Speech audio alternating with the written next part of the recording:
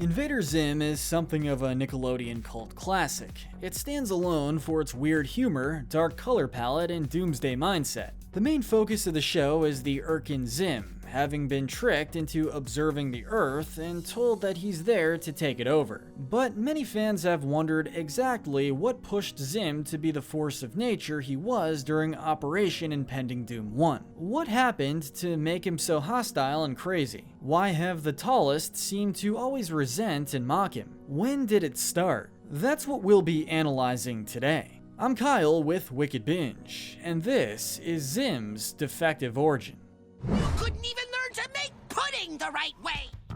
The lore. The origin of Irkens is pretty interesting on its own. We've managed to be given bits of information here and there between the show, comics, video games, and interviews during InvaderCon. With a body structure that's a strange mix of bug, lizard, and human, they're built to be pretty scary. That is no kid! He's an alien! An alien! While the Irkens we see in the show are more civilized and in control, original Irkens were designed as much more primitive.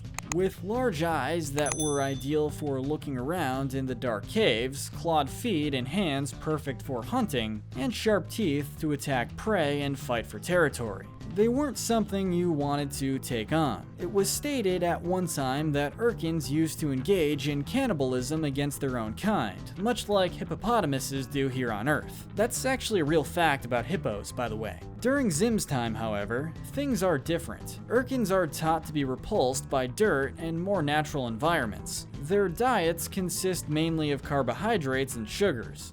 Here's a sandwich. Their teeth resembled more of a zipper pattern and were dulled. They cover from head to toe in clothing, trying to separate themselves from any outside force. Miss the power of my compass. And most notably, they were given a pack which serves many functions from defense to maintaining their body functions. Zim's past. Zim himself started life like many Irkens his age. He was confirmed to be the same age as Tallest Red and Tallest Purple, going through the same training they had. The creator stated Zim was actually dubbed Cutest Smeet more than once, and that no doubt played into Zim's vanity. Like others of his kind, he was cloned and programmed to a pack right away. Packs do more than just maintain an Irken's body though. They're also used to store information, holding everything from behaviors instilled during training to saving all the memories that particular Irken has accumulated. There was an episode called The Trial that didn't make it on the air, but it explained that the packs would be used by the brains to take the experiences gathered to pass on certain behaviors to future generations of Irkens. This is also how Irkens are deemed defective. Irk's definition of defective being an Irken that cannot be controlled by the Imperial control brains and are therefore considered unpredictably dangerous. You quit being banished? We see a glimpse of these brains when Zim is labeled a food drone, a typical punishment to keep defects from the rest of Irken society. Honestly, it was a lucky sentence since Zim could just as easily been sentenced to death. Zims Position. Upon training, Zim was given the role of a scientist long before he was made an Irken invader. Of course, he dreamed of being an invader and did all he could to be given recognition. His urge to be seen as the best is no secret, but his ambition is typically what gets him into trouble. It is Isaac! Here's where ideas become a little divided, but the end result is the same. We'll start with the facts given by the creator in the unaired episode. The fact is, Zim's creation of an energy-absorbing blob resulted in the death of Tallest Spork.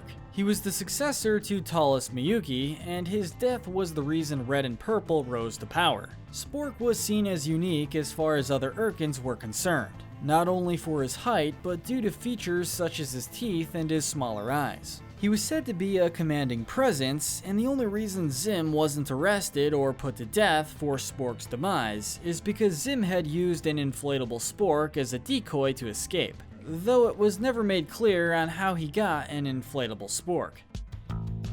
The defect. Now to discuss the divided theories. There are a few reasons that Zim is thought to have become defective.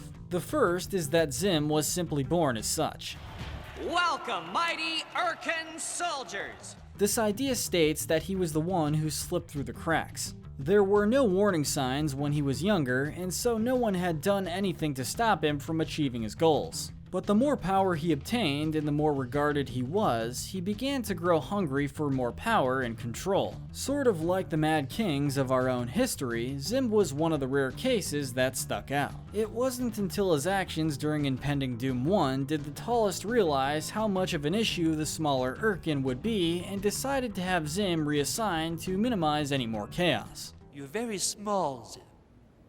The second theory is that Zim was driven to insanity or made a scapegoat by Red and Purple. It's no secret that dirty politics is a thing, both on Earth and in space. This theory states that Zim may in fact be sensible by Irk standards and was never radical. The idea implies that Zim was simply the perfect Irken soldier, but Red and Purple singled him out and labeled him a troublemaker to take attention off of the fact that they were horrible leaders. We see more than a few times of Red and Purple having little concern over their troops, unless that particular Irken does something amazing that will make the Empire look fearsome. They shoot Scooge at a planet, they assign more deadly tasks to the shorter the species, and they would happily retreat if their snacks were at stake. It's possible that they make a public mockery of Zim and make his missions appear like failures, or give him broken equipment to sabotage Zim's image. Zim! We hate him! The third theory is that Zim scrabbled his pack himself. This is the more tragic of the theories. This followed the second one closely, but has the difference of Zim being the one to hurt his own image rather than having someone else do it for him. It is possible that after his hand in Talus Spork's death, Zim couldn't handle the information and tried to erase it, which is why he isn't sentenced to death when we do see the brains look at his memories. But there was an unwanted consequence. In trying to destroy the memory of killing the new leader, Zim also hurt how he was meant to behave. He began being violent and hard to control, no longer caring about his fellow Irkens and only being driven to succeed to be seen as worthy of carrying his empire's name. What's the matter, human? Why aren't you stopping me? This theory paints the tallest Red and Purple in a slightly kinder light, implying they may have known or suspected that Zim was the one who made the energy-absorbing blob, but due to their shared past of training together, decided not to sentence their former friend and tried to have Zim only perform menial labor as a punishment. How we know him. However it happened, during his time on the show, we see Zim for how he is, a loud and arrogant alien with a craving for power and praise. Behold my victory! Whether you see Zim as crazy or not, his actions in the show could support any of those theories. It's easy to believe that he was just born defective with how much he has a hard time with life on Earth. He accepts his assignment on the planet without question, even though it's clear his tallest don't care for him. When he calls, he keeps his leaders on the call for hours, sometimes not saying much of anything, but just trying to get their attention, even if he already has it. Computer, put them on hold! He had no issue believing that Gur was superior technology since the robot acted much like himself at times, and their disguises are pretty pathetic to say the least. But there's also some evidence that Zim could be a pawn for his leaders or had hurt himself by tampering with his own pack. Let's start with the pawn idea. Zim is given horrible equipment. He was sent off into space to die in isolation since he didn't accept being banished. He was given a Sur unit that was made up of garbage and spare parts. It's not stupid.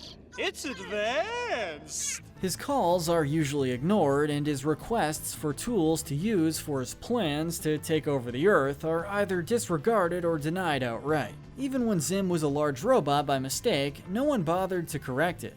The tallest had no problem believing Zim would mess up using the equipment. And the bugs for that thing were obviously still being worked out, with the robot needing to stay plugged in and having an only partially successful invisibility mode. Prepare to meet your horrible doom! However, the last theory also has some evidence. The tallest, during their interactions with Zim, do what they can to please him while also brushing him off. They try to buy him off with a sandwich, they make him a Sur unit that they feel won't be a threat, and at one point Red pushes Purple to fake an enemy attack. That could be played off as them not wanting to anger a maniac, but they also could have just as easily destroyed the small Irken. Is it possible that they are, in their own weird way, protecting an old friend and comrade that is no longer himself? Did they know that Zim must have scrambled his pack, and so were trying to help him find some use of himself in a way that didn't hurt anyone else? It's hard to say, but it is a possibility. But what do you think? Do you have a theory on Zim's origin? Let us know. Don't forget to hit that notification bell and binge our videos. In fact, check out our Invader Zim Good to Evil, where we break down all the characters from Invader Zim on the morality spectrum. But most importantly, stay wicked.